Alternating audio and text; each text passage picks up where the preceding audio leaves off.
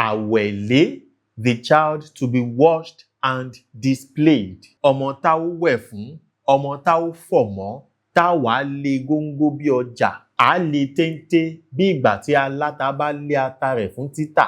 The child to be thoroughly washed and cleansed and then displayed, showcased for the world to see. Awele, wẹ̀ means to wash, to clean, to bathe, and then lé means to display. This is an Oriki that poetically says that the child we have given birth to is very beautiful. Therefore, we shall daily clean the child.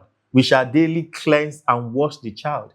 And then the beauty of this child shall be daily displayed, shall be daily showcased. Awele, simple and beautiful. But on a spiritual level, this Oriki could be the name given to a child born into the home of the devotees of a river Orisha. Whenever you see the word we, which means to wash, to clean, to bath, in the name of a Yoruba person, just know that the possibility is high that that person was born into the home of the devotees of a river or water deity. But on a general level, an Awele is simply a child who is so beautiful that we must daily wash the child and then display the beauty for the whole world to admire.